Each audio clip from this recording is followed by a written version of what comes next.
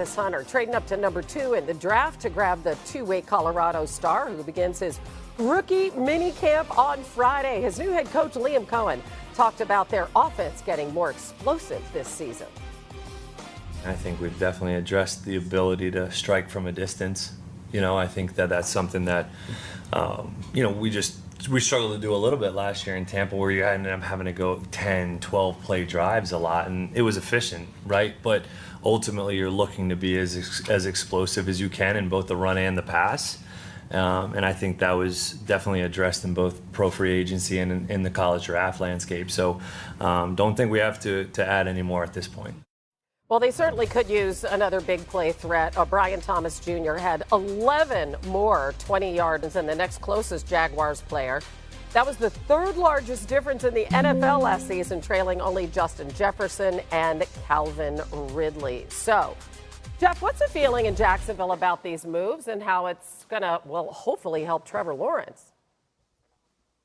Well, it's interesting because it's not just the addition of players, but also the subtraction, I should say. 2 players in Christian Kirk, Evan Ingram, the top 2 pass catchers on the Jaguars last season, and the 2 players that Trevor Lawrence was most comfortable throwing to are now gone. So you enter into a new offensive system with new players. So there will certainly be a learning curve. But Liam Cohen has made very clear since the second he got there. You heard some of those comments there. He said even going into free agency that it is all about developing and building around Trevor Lawrence to make him as explosive and dynamic as possible. But you also heard him mention what he had to do in Tampa at times, which is be efficient. But I think that the fact that he was capable of doing both those things, and he could do it with a guy like Mike Evans in Tampa, suggests that maybe this is a fit for Trevor Lawrence and Travis Hunter.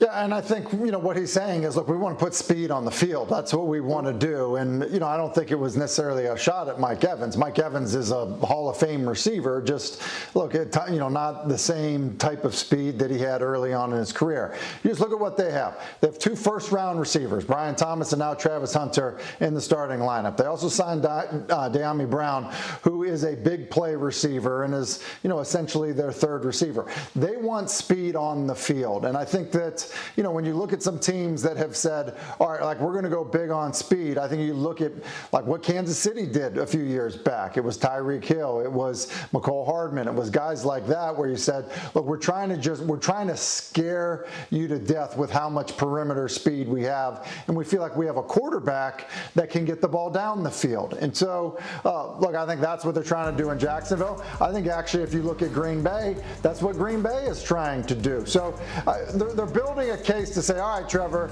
we've put it around you. Now it's your job to take this thing over and play like we think you can. Tim, the last part is the most important part you just said. This is going to be about Trevor Lawrence not flashing and playing with consistency. To me, that's been the biggest issue in Jacksonville. Yeah. When you start talking about his play. And now it's his responsibility. I think this is a critical evaluation year for Trevor Lawrence. Maybe not within that organization because they paid him, but I know people outside, myself included, I'm going to be watching Trevor Lawrence closely, man, because it's just been too much up and down. Now, he's dealt with some injuries. He's dealt with some change at the position.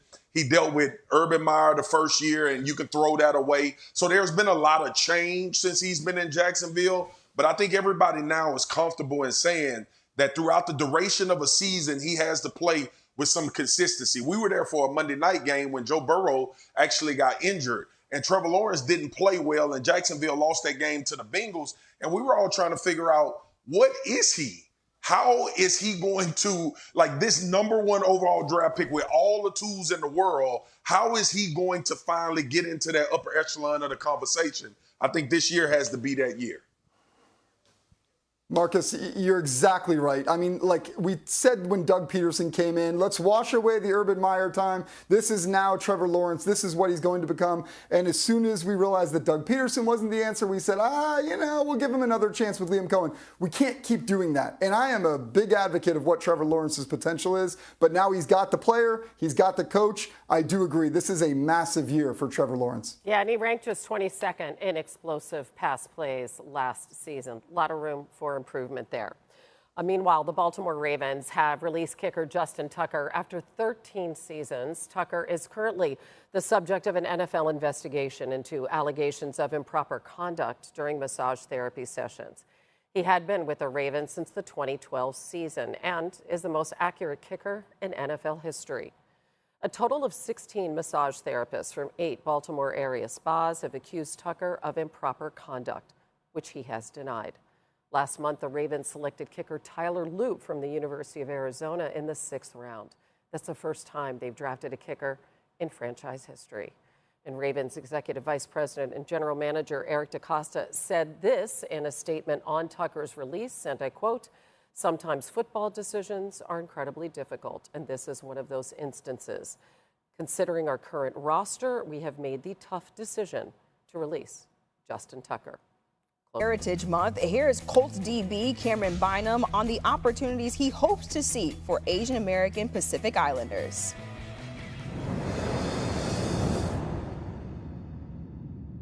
My goal for the future is to see Asian Americans and just Asians overall be introduced to sports at an early age to give them time to develop and become stars in their own space. I think the earlier we have the Asian community start sports and get introduced to it, I think the world will start to see that there's real ballers in every sport across the Asian community.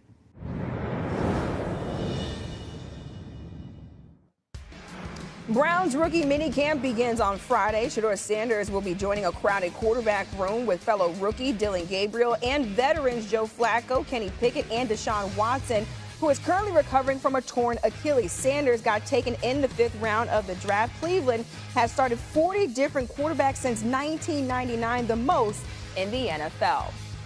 NFL reporter Jeff Darlington and NFL analyst Tim Hasselbeck with us right now. And Jeff, I'll start with you. What are the Browns' plans for Shedeur Sanders with rookie minicamp just days away?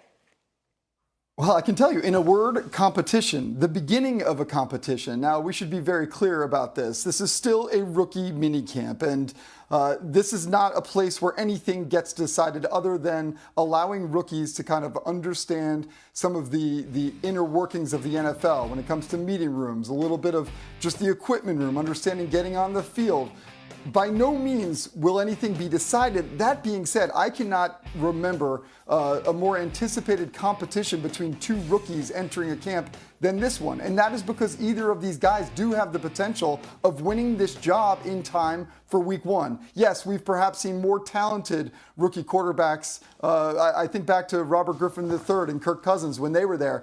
But there was no competition there. That was RG3's job. In this instance, Dillon Gabriel and Shedeur Sanders both could win this job, albeit they won't be able to win it until they get in veteran camp when they're up against those other players that you just named. Okay, so Tim, you heard it right there. No decisions will be made. You obviously know that as well. However, a lot of people anticipating this quarterback battle. Who do you think starts week 1? I think Joe Flacco starts week 1. He's got a lot of time on task in the National Football League and a lot of success. Again, he was brought in for a reason. And so, look, I think when, you see how reps lay out, to Jeff's point, once you get past the rookie mini camp and the veterans are there, it becomes a very crowded quarterback room. And so with limited reps and, quite honestly, just not the luxury of being able to make mistakes and continue to get reps, I think there's a big advantage that goes to Flacco, for that reason. So he's going to be playing an offense that's familiar to him. The terminology is familiar to him. All of those things give him an edge to be the starter week 1. Yeah, 5 quarters. Hello, xin chào tất cả các bạn đã đến với kênh YouTube của mình. Mình xin tự giới thiệu, mình là người sáng tạo nội dung trên nền tảng YouTube. Mình sáng tạo những video cắt giảm. Đây là những